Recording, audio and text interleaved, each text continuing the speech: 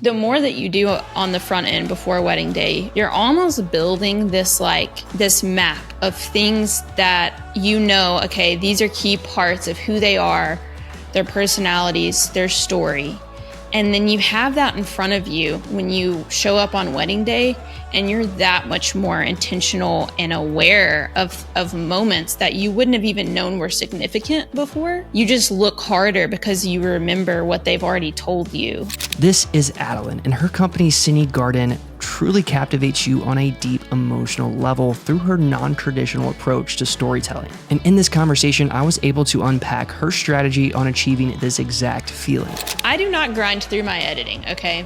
I am a slow editor, and that is because I am trying to make each and every moment count and be as impactful as possible. So that really does look like me watching 10, 15, 20 second segment over and over and over until it is exactly how I want it to feel. So in this video today, you're going to learn what influenced Adellenne's artistry to create more intentional and thoughtful wedding films. Her process on going deeper with couples to truly create a film that feels like more than a wedding film.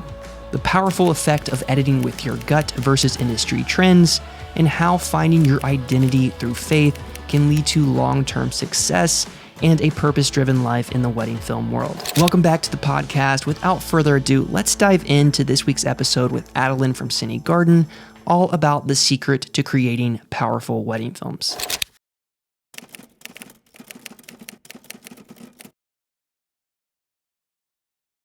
Going back to the simplicity of just knowing that your identity is in Christ just melts all that stress away, you know? Yes. It takes all the pressure off. And I was like split. There was a part of me that I felt like was really leaning into my unique gifts and style and identity and really serving my clients to the best of my ability. And then there was this other half of me that was like operating simultaneously that was so like selfish and just wanted constant validation. And I feel like my eyes were open to what the industry is when I jumped in full time. And I was like, oh, all of this is out there. Like there's all of these people that are like big industry names, and like I wanted to be seen by them so bad. Like I thought that was going to, like, having their validation became more important than like my clients' validation and them being served well. So yeah, that was a very interesting like realization and was very humbling for me. And yeah, God did a number on me in the last like 2 years, honestly. It's so hard though.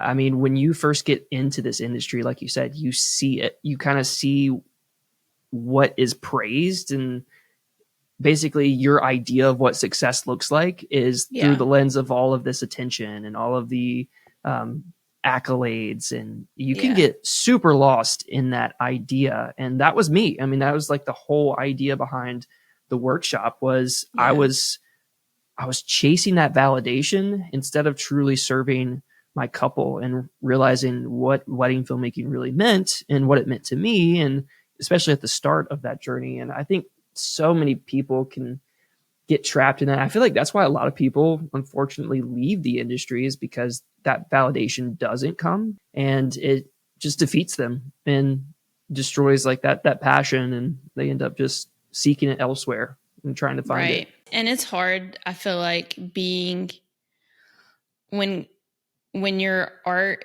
is your job, it's like a double-edged sword. You know, I just feel like it's an amazing gift to be able to do this, but you have to check your heart every single day. That you're not being motivated by either the validation or the money. And that you're not like losing your why, like why you even started the first place. I feel like I truly do have to, there are points of every single day that I'm working that I catch myself, and I have to kind of just surrender it and be like, that's not why I'm doing this. And I have to, I don't know. It's like, it's the whole thing, like capturing every thought, you know, because it starts small and then it grows into something that you don't want. Yeah, I think the biggest crisis that a lot of us face is that identity crisis in this industry, because we're just presented with so much noise on a Yeah. daily basis. So many decisions that we have to make on a daily basis can just cause this intense overwhelm and mistaken identity, and you just get lost in not knowing which way to turn sometimes. And yeah, it's difficult, and you have to, like you said, you have to constantly, check your heart on a daily basis, Mm-hmm. and keep that deep sense of knowing your purpose at the forefront of everything you do. Yeah. Man, so good already. We're like just diving deep. We didn't even skip a beat. We just went right into the good stuff. I love that. Oh man. Well, transitioning into just kind of starting off, first things first, and don't take this the wrong way. How dare you? How dare you for being so good? I just want to just put that out there, because you have made me feel things that I didn't think I could watching wedding films, because I've been doing this for so long and I felt like I was so desensitized from wedding films and the ideas and just the experience. Like that's one word that I feel like really describes what I'm feeling. It's just like, it's an experience in every single film that you put out there. And so I really just want to dive into that experience for today. It's just like how you do what you do. And, really, I think the best place to start is just by knowing a little bit more about the artist behind it all. So let's start at the beginning. Who is Cine Garden? I feel like I have known that I wanted to tell stories and create things that made people feel things from a very, very young age. And of course, I had no idea that it would be my job or anything, but it became my passion very early on. So I had a little camera that was a piece of crap. And it came with its own editing software. And this was right when YouTube became a thing. It was shortly after that I made an account and started uploading videos. And I was too young to be on there. I think I was 9 or 10, but I watched my sister do it. And so she started making videos first. She was 4 years older than me, and she was making like little funny skits. And so I wanted to start doing it too. And I quickly realized that I was really drawn to, and this is really funny to say because I was a little girl, but I was always, my mom used to get on to me. She'd be like, why do you always make videos that are so sad? And I was like, I don't know why, but so I got into making like music videos. And by music videos, I mean like lip syncing to songs. Okay. And like making cool edits to them. Particularly one that sticks out to me, one of my earliest ones was Numb by Linkin Park. So that's an example of like just dramatic, sad things. And I don't know why, but I was always really drawn to just creating things that evoked emotion and feeling, even as a young girl who really wasn't in touch with my feelings. Like I hadn't experienced any like major hardships or anything, but I just was always drawn to that. And that was something that I stuck with. I made videos for YouTube as a hobby all throughout middle school and high school and into college as well. And then when wedding videography became a thing, I knew someone in my hometown that she was like one of the only wedding videographers around. And she had found out that I knew a little bit about videography, and she reached out and asked me to second shoot for her, and I did. And after like 1 or 2 weddings, I figured I could do this myself. And so I texted a few people that I went to high school with that I knew were engaged and asked if they needed a wedding videographer. And then I booked my first wedding. And similar to your story, I stayed up all night after that wedding and edited it and delivered the film the next day. I was so excited.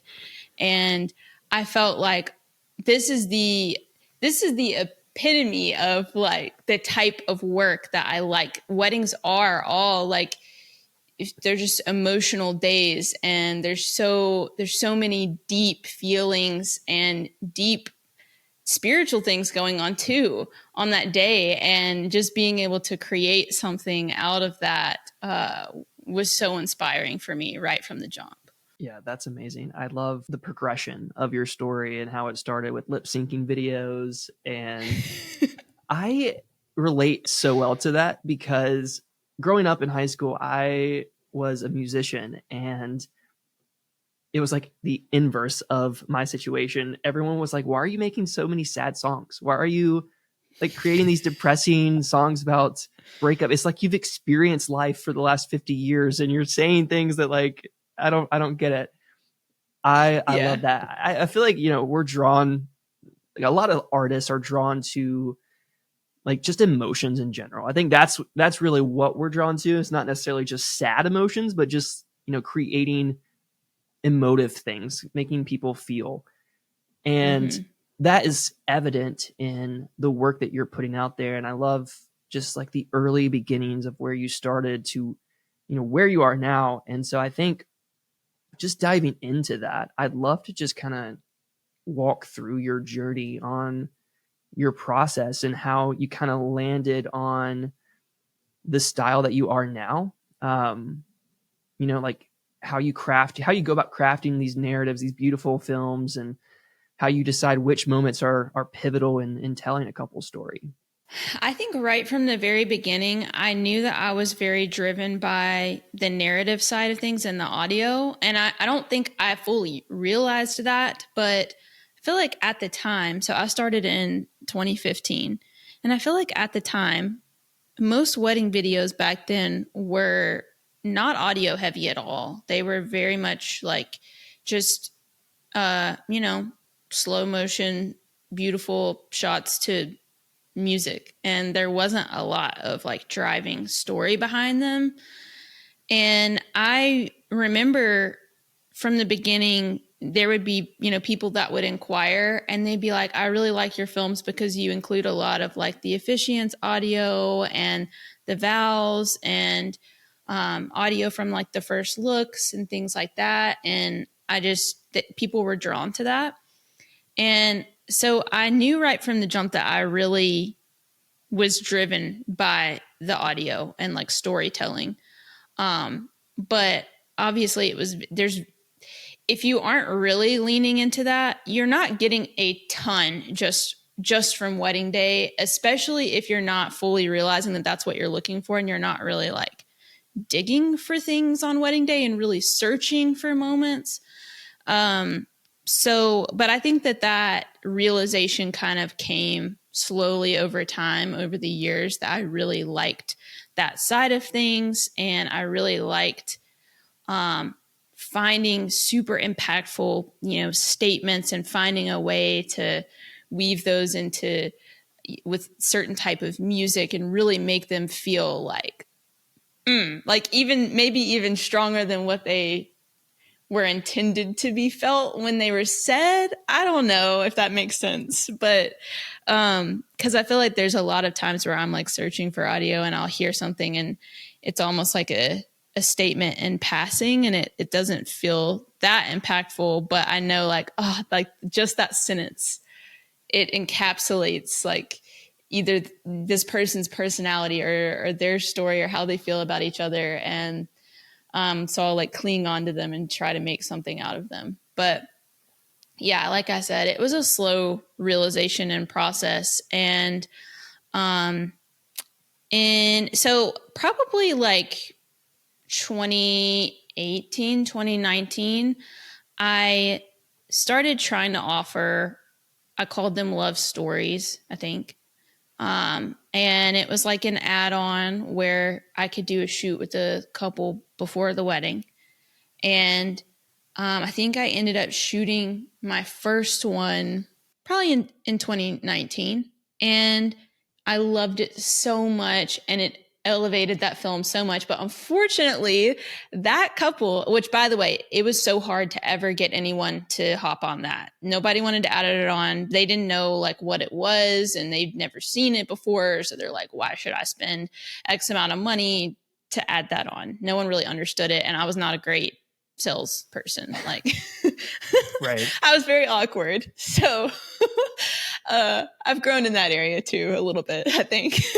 But anyway, I finally get this couple to add it on, and I don't really know why, but the guy's job or something, they didn't want it online. They didn't want the film online. So I couldn't share it. And I was so bummed. But that was kind of the beginning of me really taking it a step further with like collecting stories and kind of getting the whole picture of the couple and their history and everything.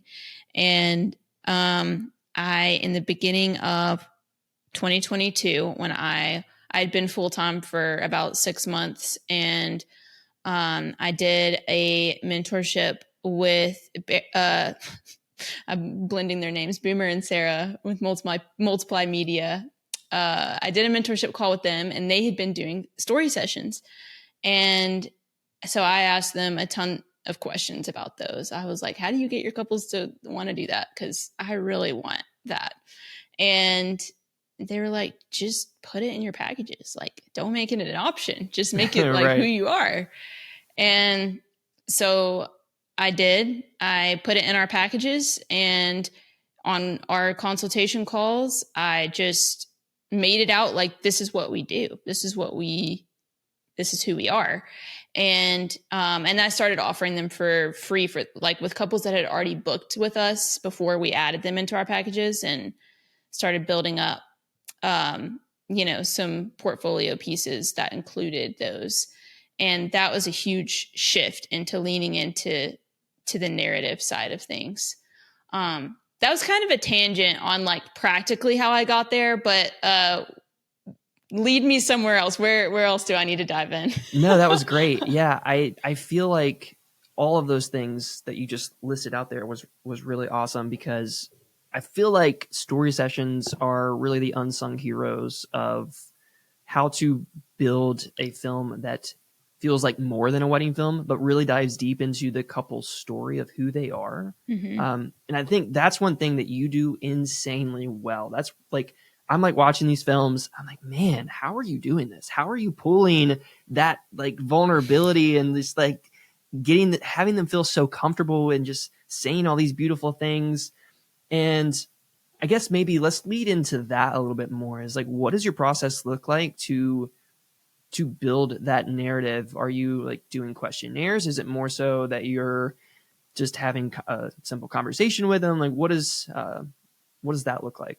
When a couple inquires, I mean, first things first, just having a little section on the inquiry form for them to share their story is immensely helpful from the beginning. And not everyone fills that out to the greatest extent. Sure. Some people leave it blank. But right. As we started implementing the story sessions, more and more people that I think are attracted to our work are already like prepared to share their story, and they want that. And so some people, I got an email last week. I've never seen such a long typed out story on the inquiry form. It was a novel, and I loved every bit of it. I was like, thank you so much for writing all that out. You have no idea how much that means to me. But and so I'll take that information that I get about their story, and I have that in my back pocket before our consultation call.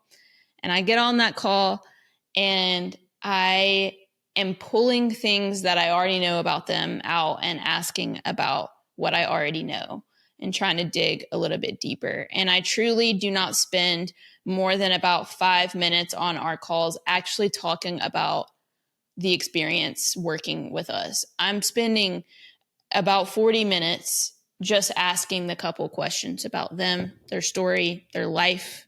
What are their jobs? What are their hobbies? What are their personality types? Do they have pets?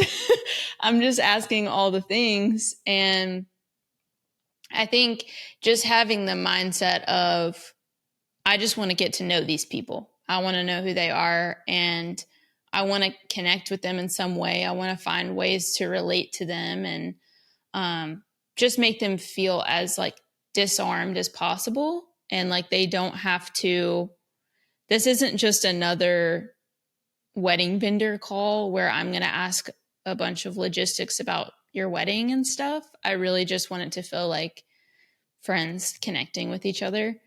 And um and I do really think that it's a layer by layer approach. Like when you approach that initial call like that, it disarms them a little bit. And then once I send two questionnaires, one is specifically for the story session. And I ask a ton of questions that probably don't seem super relevant to the story session itself, but it's just in efforts to get to know them more. And I think just taking that little bit of extra effort is just, it peels another layer back where they're like, okay, this person values us and wants to know even like the little things, like our favorite things to eat and drink. And sometimes I'll take that and I'll like bring something to the story session that's one of their favorite things, you know, just so they know, okay, this person like genuinely is taking the time to get to know us and remembers the littlest things. And so by the time the story session rolls around, I feel like they already feel comfortable enough to just be willing to be that much more vulnerable when we're shooting. And I think when you're shooting the story session, I have my standard like 3 questions or prompts that I give them. But some couples, they just like get on a roll with the first prompt and they're able to just get through everything without me really saying anything else. But there are some that, you know, I try to really intuitively and intentionally listen to what they're saying and pay attention to even like their body language and expressions when they're talking about certain parts of their story, because you can tell when it's like I guess a sensitive area, and where you can tell where you should peel more layers back and ask a question or prompt them to dive a little bit deeper into this certain area of their story. And so I've learned more and more how to do that and just to look for that. And I mean, obviously you don't want you don't want to like invade on their privacy or make them feel uncomfortable or anything. You have to be, what's the word? I don't know, just sensitive and empathetic depending on what they're talking about. But anyway, does that answer your question? That was absolutely perfect. Yeah, I think the biggest key takeaway from that is listening and being present, which is really hard sometimes. I mean, I like looking back at my own experience, it's not something that just, for some people, it might come a little bit naturally, just being like an empathetic person and someone who's just really dialed in. But, you know, sometimes when you're just starting out, you kind of get lost in the technical and in the artistic part of it all, that you lose sight of, okay, wait, where's the direction? What's the story? And I think a lot of things that you're saying is so key to helping to develop that story and really know your story going into that session, going into the wedding day, helps you be a lot more intentional, which is huge. And I love hearing that. And it's a lot that I'm still working on as someone who's been doing this for 10 plus years. It still just takes time to really just build those muscles of listening and just being present on the day. And like you said early on, is just hearing like a one-liner that just creates the entire theme for the whole story. And you're like, oh, that was it. That's like the whole message. And yeah, being able to dial that in and lock in that focus is so important. And I love that. Just that process.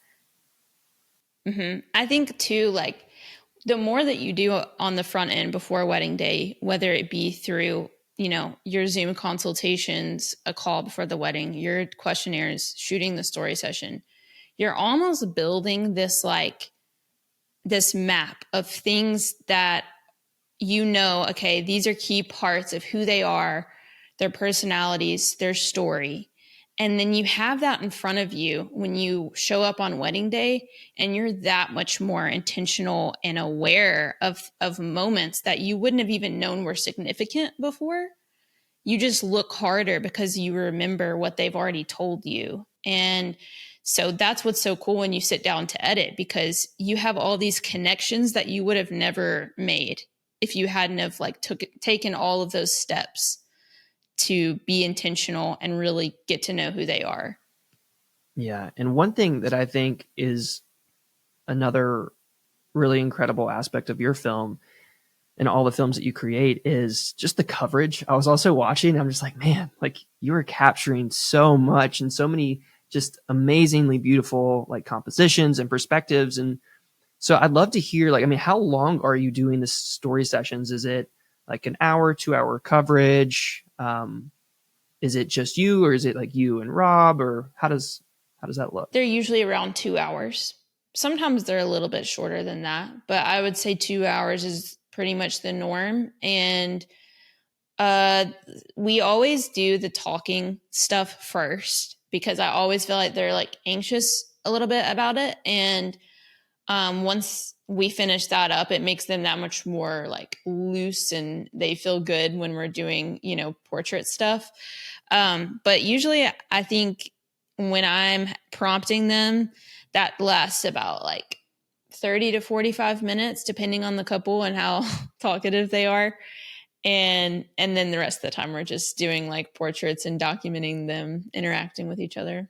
Luke and Olivia, that's when I was watching and I Oh was just yeah. like, oh my gosh, like just the start of it. I'm just like, oh, this is like insane. It's so Well, good. It's just, they're in my top 3 of couples yeah. who just ideal couple for who we are and the experience that we offer. And like, oh my gosh, there were just so many pieces to their story, and they were the type of people that they've been so intentional throughout their entire relationship to like keep pieces, like sentimental things, and to journal. And they had, you know, so many footage and pictures and things that I could choose from to incorporate. And then she's written multiple songs for him, and just so many cool, unique elements that not every couple has, you know. But yeah, that was a fun one to put together for sure. Yeah. And while watching it, another aspect of your approach and your storytelling is the pacing. I feel like the pacing is just so good. It just keeps you really dialed in. It's not distracting. It doesn't disconnect you.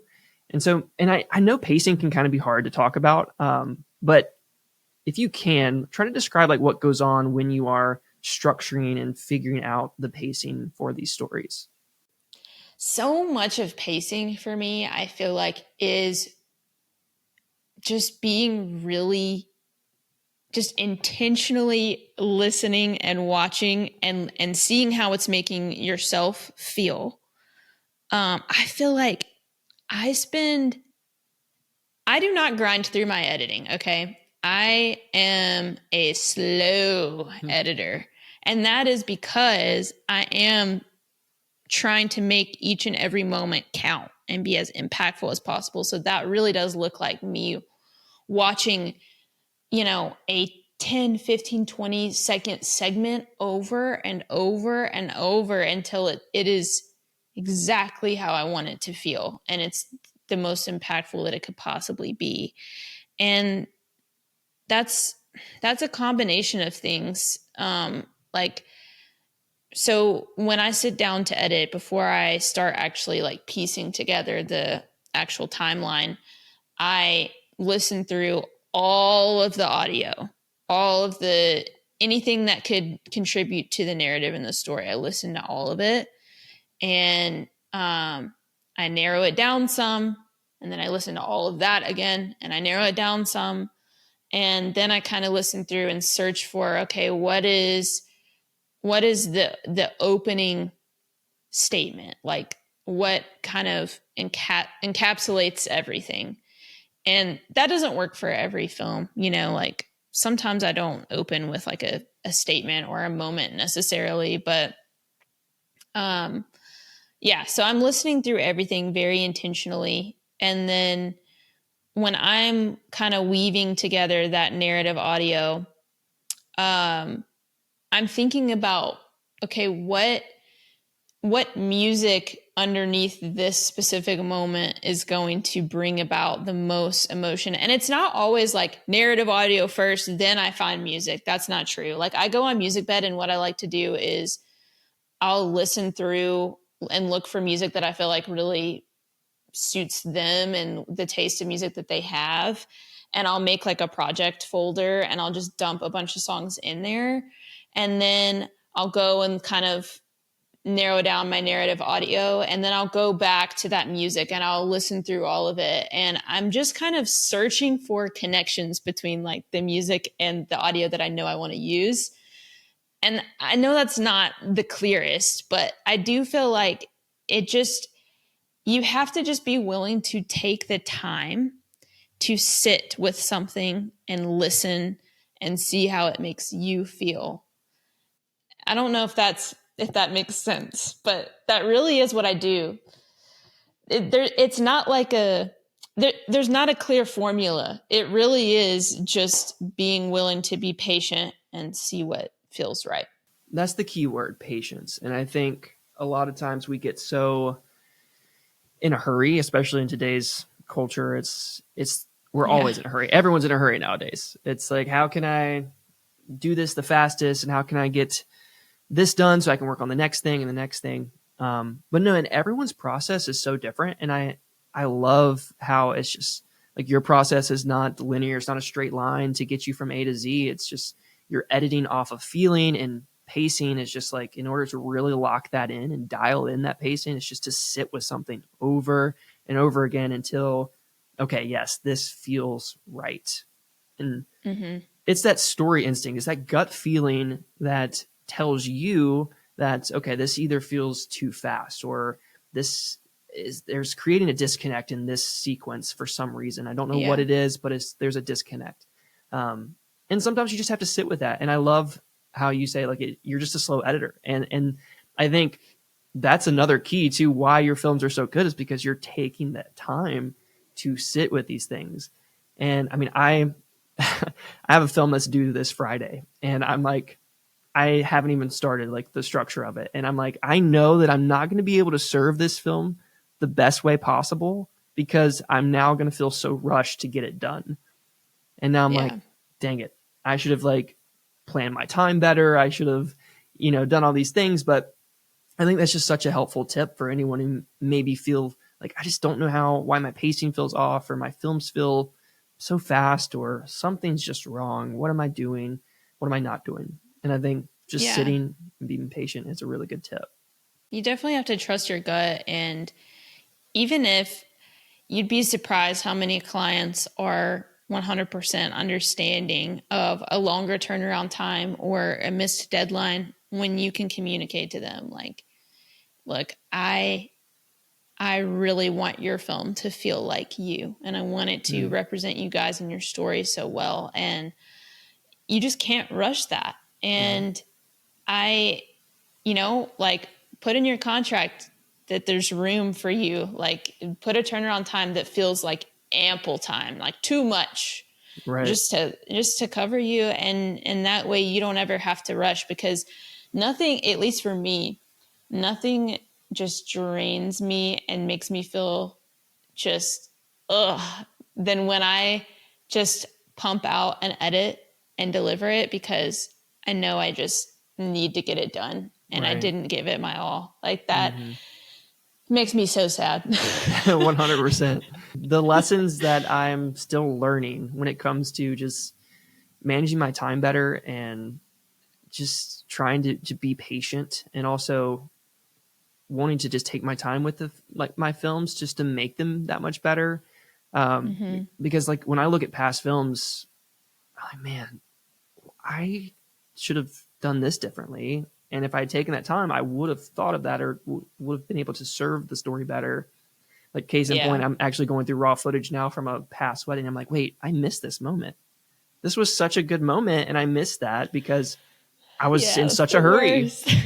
Oh, it's the worst because like you're like, wait, well, do I just need to go back and re-edit the whole thing? Like it just, I don't know. It's something inside me that's like, I want to redo this now because I feel like I missed something so critical.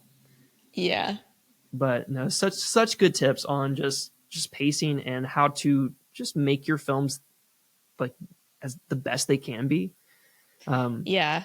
I also think like I feel like a lot of times in our industry there's a lot of practical just education out there on what's proper mm, storytelling and the way a story should be structured and like this is proper filmmaking and um I don't know anything about like I didn't go to film school. I learned everything I know by listening to what makes me feel something. And so there to me, I don't believe that there is a set formula. Like I think the more that you can get in touch with what makes you feel something and you're not editing because you know it's going to like you're not creating this intro because you know it's going to keep people engaged and you're going to get better engagement on Instagram or YouTube. Like you're truly just sticking to, okay, this is who they are and this is what makes me feel. And I know it's going to make them feel something. That I think that's the way to become the filmmaker that you're supposed to be and the artist that you're supposed to be. That's like what we should all be leaning into for sure. yeah, and I think that's where you find your superpower, and that's where you find the distinction and the differentiator between your work and someone else's is by 100%. knowing who you are. So that's oh so good. Write that down. I'm writing it down. I'm gonna put this on a CD or tape disc. That's how old I am, and listen to it every day. So good. It's also a great transition into one of the last questions that I want to end with is, where do you see the future of wedding filmmaking going? Do you think that there is a ceiling? Have we hit the ceiling? Is there more to discover? What are your thoughts with where films have started, like when you started in 2015 versus where they've come now? That's a good question. This may be an unpopular opinion, but I feel like we've kind of hit a ceiling on skill Mm. and like the what all we can offer because there are people that are, I mean, insane and they're shooting insane weddings that I like can't even fathom even happen. Right. um I think if anything, I can imagine there being just like kind of cycles from here on out with like what is trendy and I think only the people that are really in touch with who they are and they really feel like they identify with their work and their art, I think they're the only ones that are going to last because I think there's a lot of the industry's gotten so big now Yeah. that there's a lot of people that are really great videographers and they have great skill sets and they're great editors, but they're not necessarily in touch with who they are. And I don't think that those people will necessarily last forever because I think that the trends change and like I just think there's going to be cycles. I know for me, like I feel like I've talked about this on I was on Ben's podcast, Make Better Wedding Films, and I talked about this a little bit, how I feel like when I went full time, there was this big push into destination weddings, and it felt like that's what everyone wanted. And now I feel like there's this huge push with like ultra luxury, like insane luxury weddings, and trying to get to where you can like work with these luxury clients and luxury planners, etc. And I think that's kind of an example of like a cycle that's happening. And I feel like everyone's really leaning into that, even to the extent where people will sacrifice their own style and their own passion to like be able to achieve that and be able to charge XYZ and work with these types of people. Mm. Um, so I don't know. I don't know if that answers your question, but I know for me, on a personal level, in the last like 8 months, I feel like I've been kind of restructuring my mindset in like what my goals are and like where I want to grow to, and really just been trying to kind of settle into, okay, I know that I want to tell stories that make people feel things and that are like a lasting heirloom for this couple and their family and the generations after. And I'm content with that. And I no longer want to like strive to be doing what the rest of the industry is doing. If the trend right now is to be shooting these ultra luxury weddings, I don't care if I'm shooting a backyard wedding with 40 people and a low budget. Mm. As long as they want what I offer, they want the experience that I offer, I'm content with that. And I do not want to follow the trends and the cycles of the industry. If that makes sense. No, I love that answer. And it is interesting just looking at the evolution of the wedding film industry over the last, I mean, even 30 years. I mean, going back to the 80s and 90s when it was just the dad cams, like popping the VHS on the shoulder and letting that thing ride for hours and hours. And now to just these cinematic, artful, very story driven films. And really the wedding film world, it's its own culture at this point.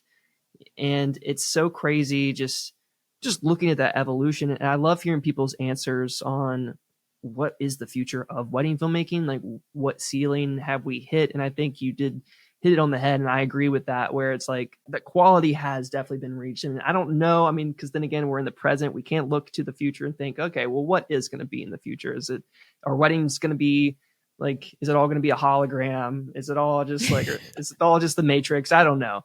It's hard to speculate, but I think, like you said, though, as long as you're sticking true to that deep sense of knowing your own purpose and where you find contentment as an artist, because I think too, we're in a great position that maybe videographers back in the 80s and even 70s didn't really have, where, when technology kind of grew to new heights, they kind of had to adapt or exit.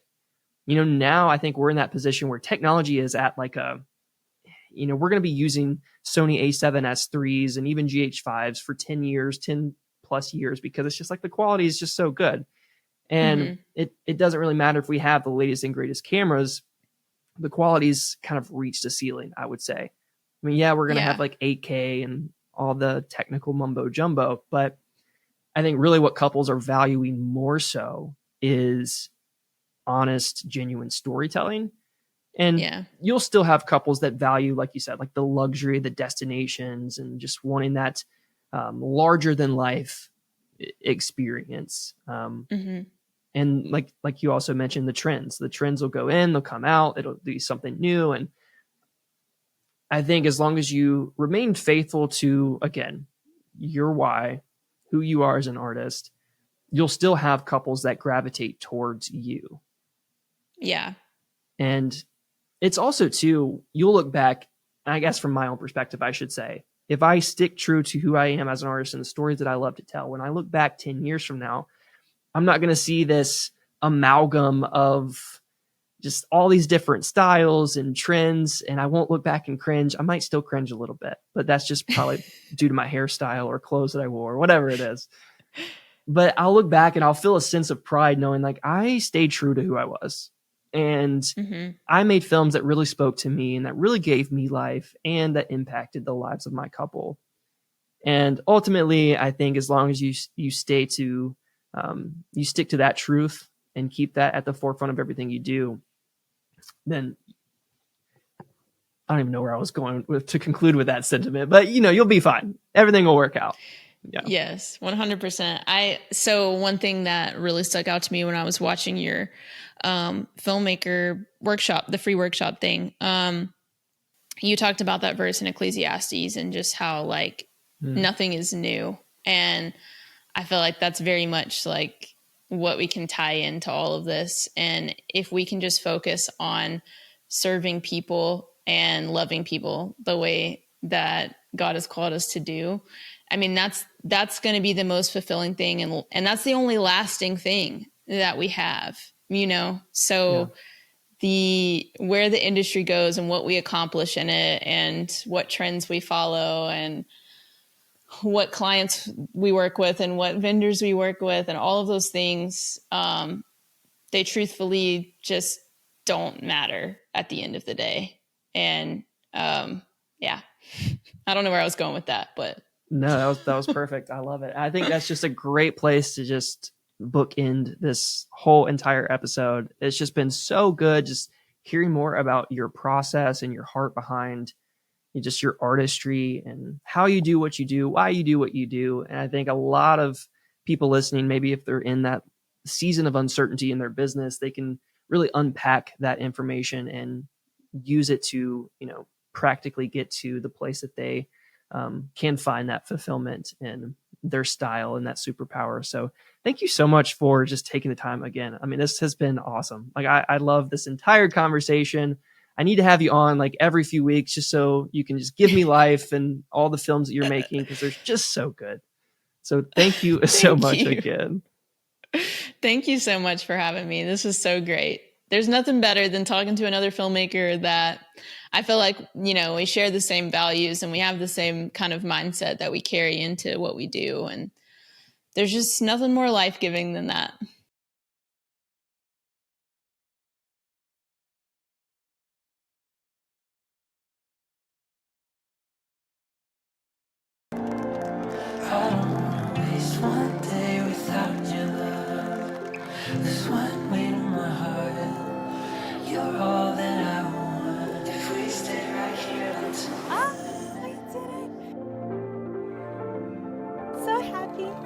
We did it, babe.